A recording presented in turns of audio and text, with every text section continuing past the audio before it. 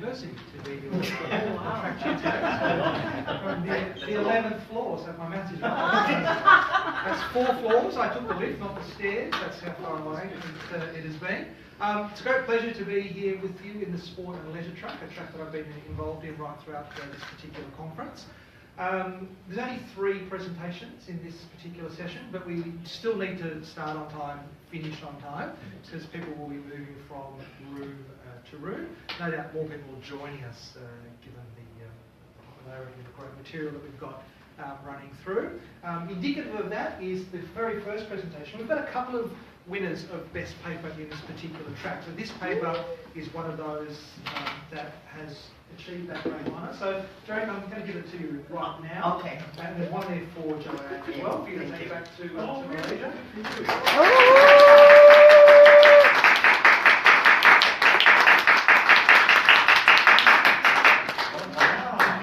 Yeah.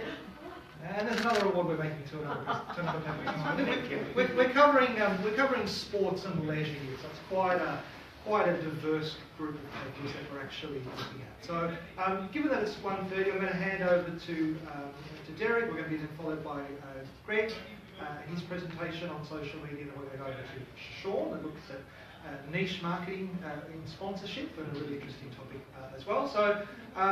We'll obviously have some time for questions. They're 15-minute presentations. You can save your questions for the final 5 minutes. That will kind of round us out to 20 minutes. That will be greatly appreciated. So thank you very much for your attendance. I know Derek's going to go live on Facebook, so I'll hand you straight over to it. Maybe we're already on. Yeah. Thank you, Dr. Travis. So thank you everyone for coming to this presentation of mine. I come from a small country called Malaysia. That's in between Thailand and Singapore, if you've not been there before. Yes, so my PhD has always been in the area of fitness and consumer behavior, especially with the gyms. So this is actually a paper that was spin-off from that, which I supervised one of my students to do in the area of fitness fashion. And the 2 key variables that we're looking at is actually on functionality and design influence on fitness fashion. And we're not just talking about the women wear, we're also talking about the men's wear, but most of the references you might see here are mostly from the women wear. But before we go into that, sorry.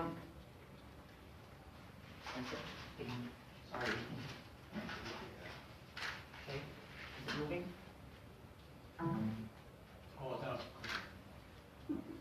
Yes, okay. So what are the drivers of fitness fashion?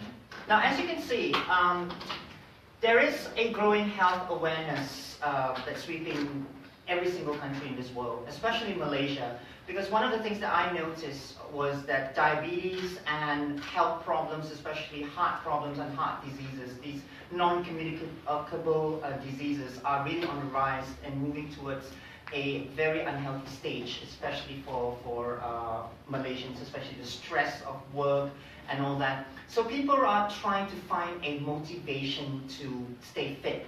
So one of the ways for them to, of course, stay fit, they want to go to the gym or they want to just work out. But in order to do that, they need a proper attire.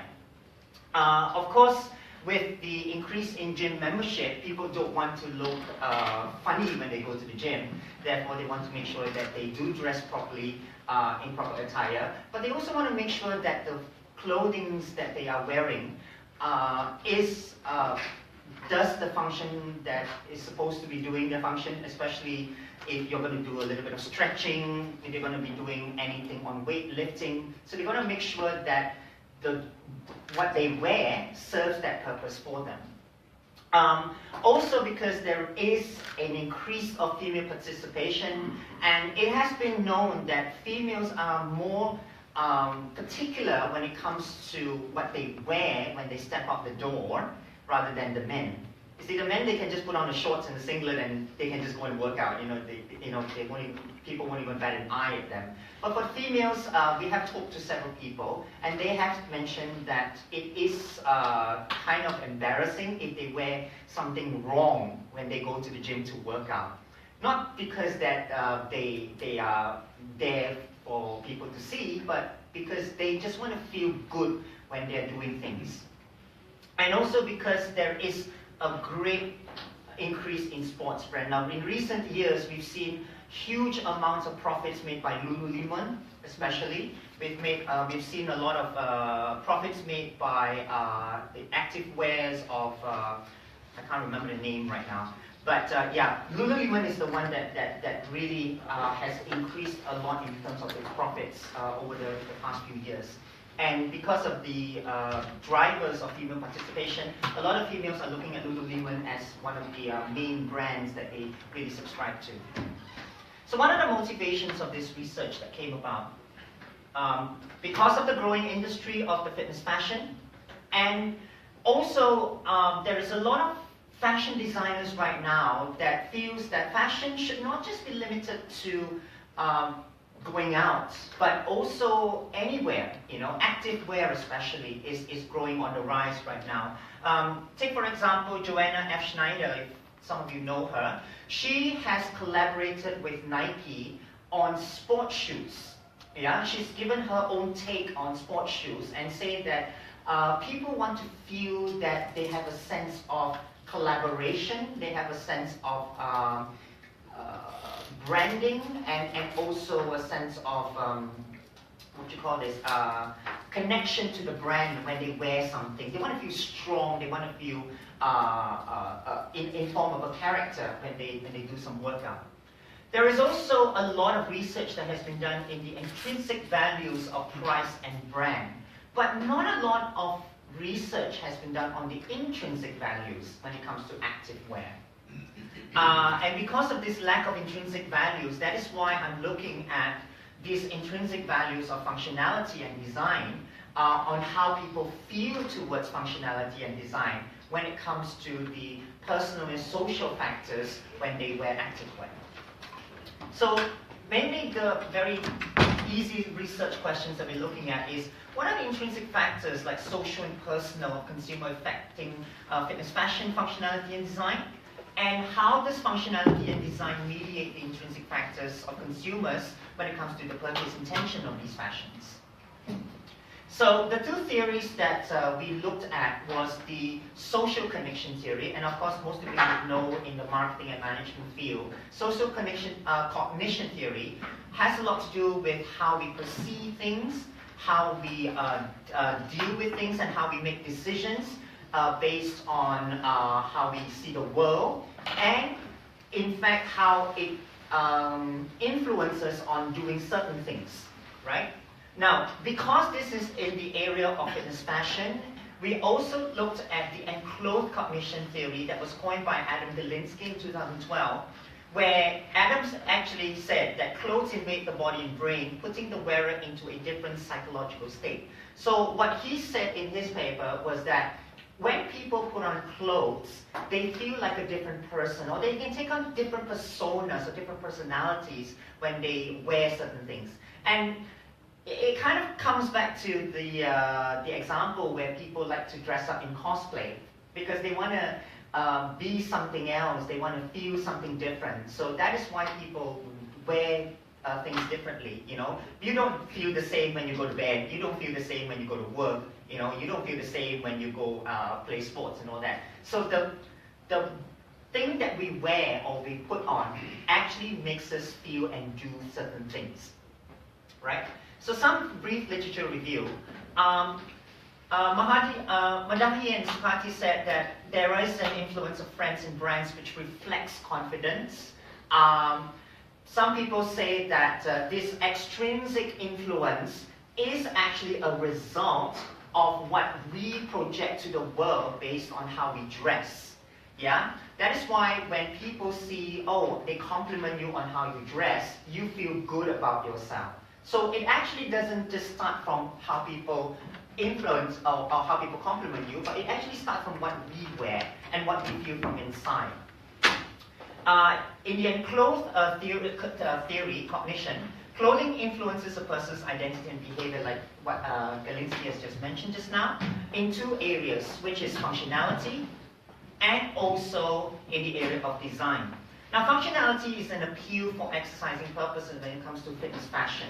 So, for example, if let's say I want to do some stretching, And if I'm wearing denim, for example, how can I do stretching in denim? Because denim is not a stretchable material, so it doesn't serve its purpose, or it doesn't serve its function, right? When it comes to design, it also means that if I put on that wearing or that clothes, it must make sure that not only does it serve its design, it has to look good.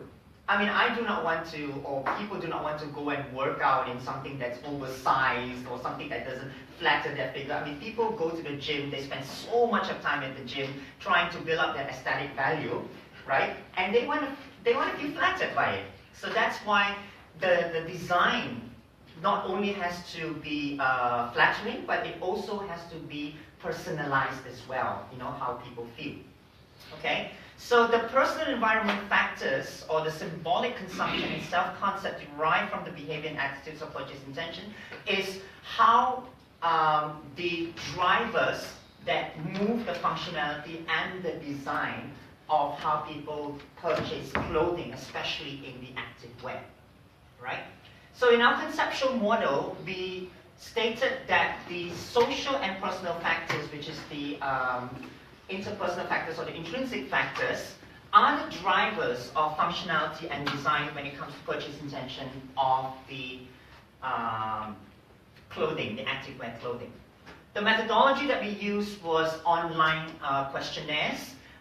We made sure that those people who answered our questionnaire had at least purchased in the last 6 months some form of active wear clothing. It could be a short, it could be a singlet, it could be anything as long as it's active wear.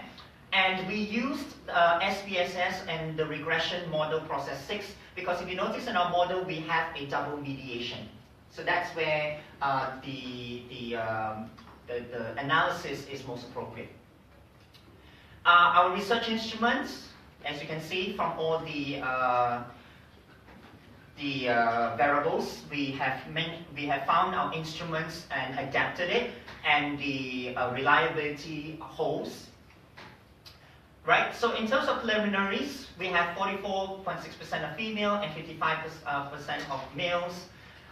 Those people who work out, these are the stats. Those people who say they don't work out at all, I've got a video to show you on that one. This is about purchasing active wear and whether they are interested or not at all interested. But the thing about those people who are not at all interested, they say they're not at all interested, but they actually purchased it. So there is something to talk about there. And we also talk about how frequent they purchase the active wear, and also the income level of the purchased wear. Right. So in the model, everything is significant. Yeah. In the model, everything is significant. I want to draw your attention to this side here, that the design here is actually more significant than the functionality. So, if we look at the mediation effects, which is very significant, the function from the social is not significant, and so is the personal is not significant. So the function is actually not that significant, which is quite interesting, because a lot of people say that the function is more important than the design. So what is the discussion? People actually favor the functionality over design when it comes to, when it comes to the mediation, I'm talking about the mediation, this is the mediation. The social and personal factors are strong indication for functional design and important for purchase intention. So the conformity of social norms and self-perception dictates the type of sportswear clothing that we wear. So what are the recommendations? We say that we should introduce a sense of community through their brands and increase group acceptance and self-confidence embedded in the sportswear and functionality and design. The reason why we use the double mediation, and what the double mediation tells us, is that we should place more emphasis on functionality as a precursor to design to influence the intrinsic nature of consumers, as we saw in the double mediation results just now, where they function and then the design, but not just function alone. It must be function first, then design. Right, so what impact do we see about this research? There is a new framework in understanding consumer behavior and fitness function, where we have to put function first, and then design so that people will find purchase intention. And we want to increase consumers' strong connection to the brand by projecting the strength and the self-confidence of the brand itself. Brand ambassadors could work together with celebrities who can also become fitness fashion design, who have also become fitness fashion designers. So some of the examples that we have here is Heidi Klum. We also have Rita Ora and also Beyonce. They themselves have launched their own design wear and also active wear. And so for the businesses, they might want to think about this as sort of a strategy. The other strategy that I thought that was very interesting that has come up recently is Reebok. Reebok has worked with Les Mills. They have done a lot of tie-up with Les Mills, whereby they leverage on the global social value of the brand. See, Les Mills' brand concept is to build a fitter planet, right? And so by working together with Reebok, people will feel that if they buy Reebok, they also carry the Les Mills brand. And when they carry the Les Mills brand, they themselves feel fitter. So that is the end of my presentation. Thank you very much. Obviously, the stretch denim phenomenon didn't make it to Malaysia, and that's good news for you, as it did elsewhere.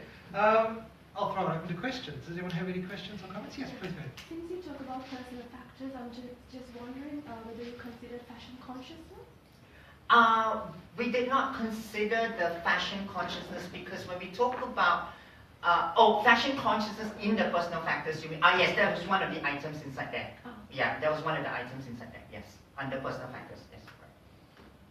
Tell me about your sample. In terms of who are they? The number, who were they? All of Malaysia? Yes, they were all Malaysians. They were all Malaysians. And I've given Age groups or what? What range?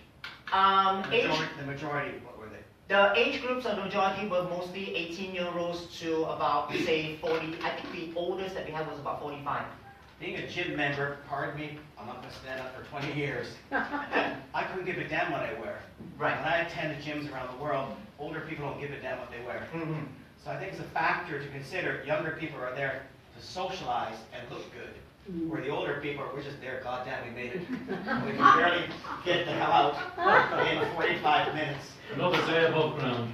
Exactly. So I appreciate, I work at the university gym in the UK, and I see all the kids wearing matching outfits from Under Armour, and here I am in something that doesn't match and give a damn. My shoes are black or white, they wear orange and yellow, and everything matches.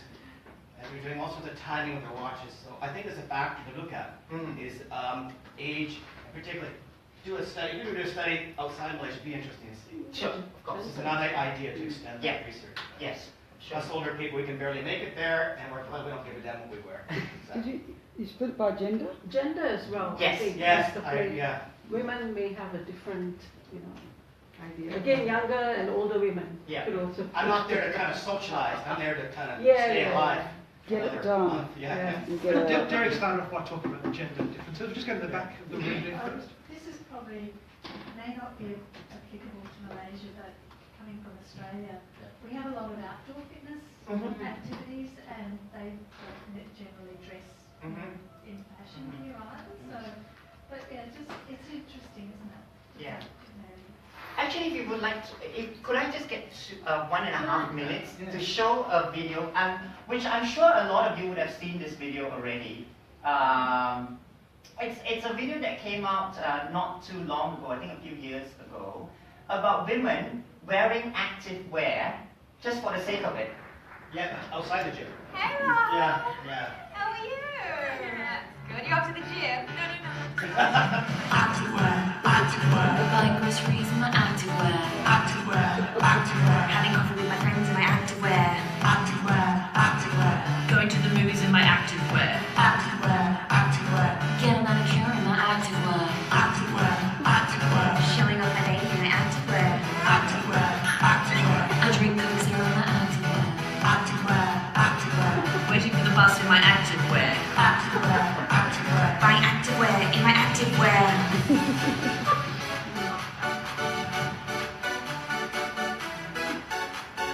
Activewear.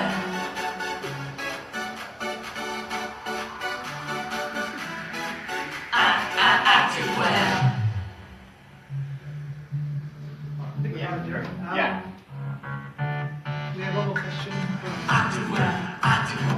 Yeah. We'll take one question here, then one question here, and then we'll wrap it up. I think it's very interesting. Just going back to Gentleman's comments, Yeah. are you going to look at a self-congruency theory, because that has been looked at in a lot of fashion or luxury consumption?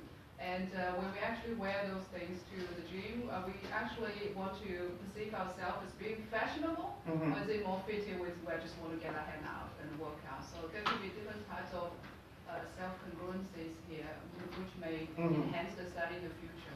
One of the things that we are looking at here is not just about going to the gym, because going to the gym is just one small factor. Actually, what we were looking at is about the purchase of fitness fashion. Why do we purchase fitness fashion rather than do we purchase fitness fashion to go to the gym? No, we don't care why you purchase fitness fashion, but we just want to see the reasons behind it. But self-congruency theory, yes, that one will be something that we will need to look at. Yeah. I'm going to go to Greg because he's the next presenter as well. Before I do that, it might be interesting to think of it from the organisational point of view. Yeah. The big sporting brands have forever fought this very difficult balance of whether they want to be fashion brands, and most of them don't want to be fashion brands because they don't want to compete in that space. I think the F word is scary for them, and whether they're going to be functional brands and pushing technology. And what we've seen in recent years, of course, is most of those brands going back to the quality of the equipment that they make, the sport function, because that's where they really have a point of difference. Once they start becoming a fashion brand, it becomes really quite difficult. If you actually have a look at the number of brands these days providing sportswear, it's vastly different. In my age, it was Nike and Adidas and a couple of others. These days, we're seeing a whole range of fashion brands also becoming into the sporting area as well. Greg, we'll finish up with you, and then you can come up and Just a comment. I'm wondering how much the Islamic dominance in Malaysia has influenced, particularly in terms of controls. That's our next project, actually. I'm doing a project actually right now with a few academics from University of Southern Queensland on the influence of religiosity when it comes to group fitness exercises, because you have this thing about women and men not being able to exercise together. In Malaysia, it's not much of a problem, but in the Middle East, it's really much of a problem. That's why they have separate classes for men and women, and also how they dress in terms of modest activewear as well. Yeah, that's something that we're going to look at. Okay. Jerry, thank you very, very Thank much. you very much.